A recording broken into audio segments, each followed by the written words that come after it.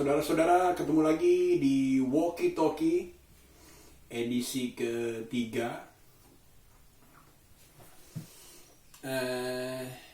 Ditemani dengan secangkir kopi yang seperti biasa sudah tidak terlalu hangat.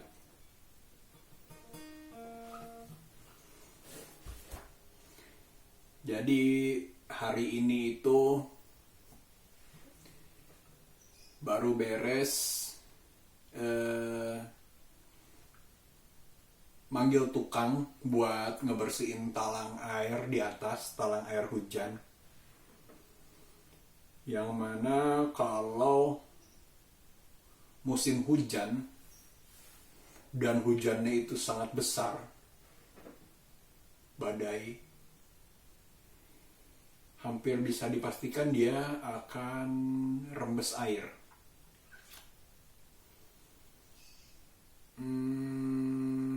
Lumayan mengganggu ya, nggak sampai airnya itu nggak sampai netes-netes keluar, tapi rembes gitu, rembes di talang airnya, menyebabkan si catnya itu terkelupas. Nah, tadi akhirnya manggil tukang karena rumah ini setelah direnov dia jadi susah ya untuk menuju ke atap dan melakukan maintenance. Jadi amit-amit daripada gue kenapa-kenapa, mendingan manggil tukang yang mereka lebih terlatih lah untuk melakukan hal seperti ini. Tadi dibersihkan, terus dilapisi dengan pelapis anti bocor. Semoga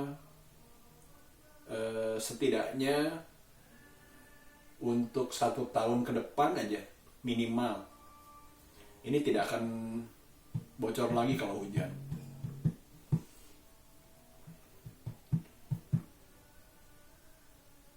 Ternyata setelah ngobrol-ngobrol pun dia sebelum pandemi ini dia tuh ternyata bekerja di bidang yang berhubungan dengan resin.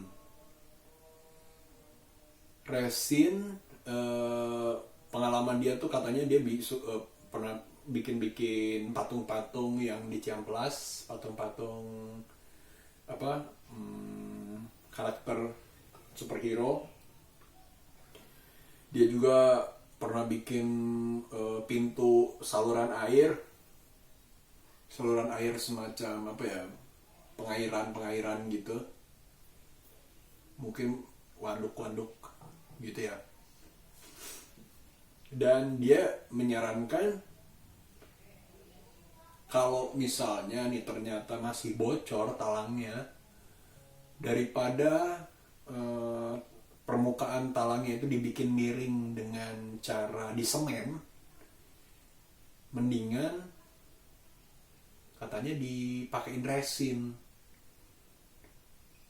Resin itu cairan dan serat isinya, dan setelah pencampuran kimia segala macam berakhir dengan dia mengeras.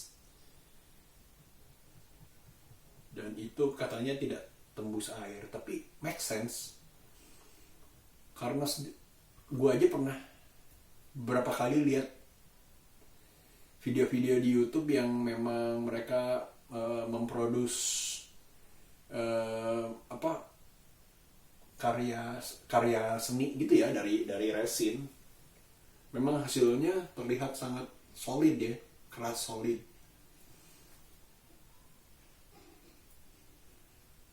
Pantas untuk dicoba ya. Jadi kita lihat nanti lah. Dibilang pengen bocor supaya bisa nyoba resin ya enggak juga. Tapi dibilang enggak pengen nyoba ya pengen nyoba.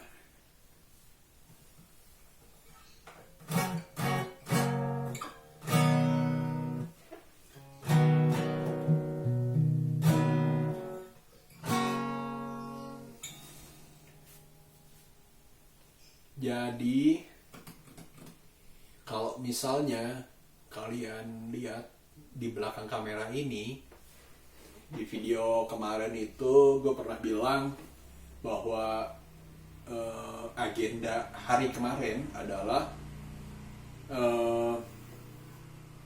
mengerjakan pekerjaan pintu studio, menambahkan peredam suara rock wall sebelah sini dan dibungkus dengan karpet, dan itu ternyata tidak terjadi karena kemarin itu ternyata kesorean beresnya dan gue sudah harus siap-siap untuk ngurusin anak lagi. Nah itulah yang gue hadapin sehari-hari. Gue itu kurang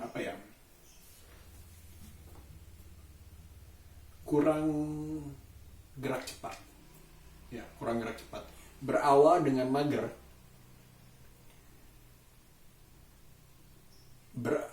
Berawal dengan mager, sinkron, berjalan lurus, berbanding lurus dengan lambat untuk bergerak. Nah itu menjadikan gue memang banyak hal-hal yang terlewat. Seharusnya gue sudah melakukan itu lebih cepat, tapi kenyataannya malah lebih lambat atau bahkan tidak terlakukan sama sekali. Itu jelek.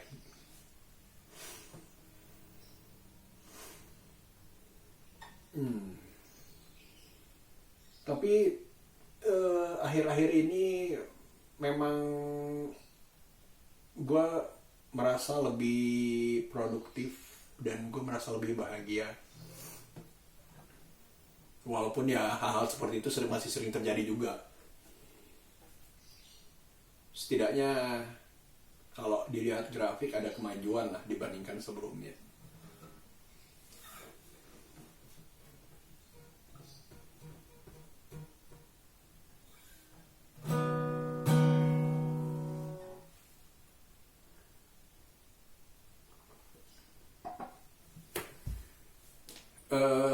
Perkembangan dari info tentang persiapan pendaftaran untuk mengikuti DV Lottery, semalam gue udah baca-baca sedikit.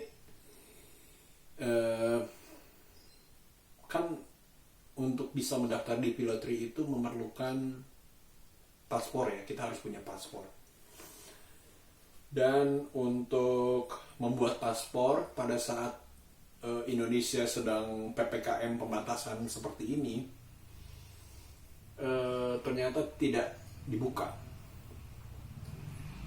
Mereka tidak melayani pembuatan paspor. Jadi mau tidak mau harus menunggu sampai PPKM ini selesai. Yang mana entah kapan selesainya. Dan ternyata ada dua jenis paspor, yaitu paspor biasa dan juga e-paspor. Apakah perbedaannya? E-paspor itu adalah bentuk konvensional, bentuk old school, yang mana pada saat kita ke luar negeri, kita harus banyak melewati tahapan-tahapan seperti foto muka kita, rekam sidik jari, dan dan sejenisnya seperti itu di setiap negara yang akan kita kunjungi pada saat kita melewati bagian imigrasinya. Tapi kalau kita memiliki e-paspor, hal itu tidak perlu terjadi katanya. Karena e-paspor memiliki barcode yang pada saat di-scan, semua data kita akan langsung muncul dan itu lebih akurat. Itu akan mempermudah segala proses dan juga mempercepat, menghemat waktu. Perbedaan harga selintas gue perkirakan sekitar 300 sampai 400 ribu selisihnya. Tapi kayaknya mendingan bikin e-paspor deh. Selisih segitu doang, tapi bisa memudahkan kita ke depannya. Dan lagi, khusus untuk Jepang, kita tidak memerlukan visa untuk ke Jepang kalau kita memiliki e-paspor.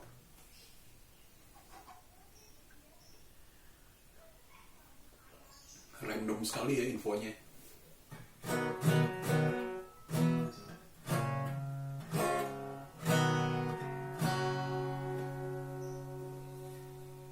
Oke saudara-saudara, sampai ketemu lagi besok walkie-talkie berikutnya. Tetap sehat dan tidak perlu larut dalam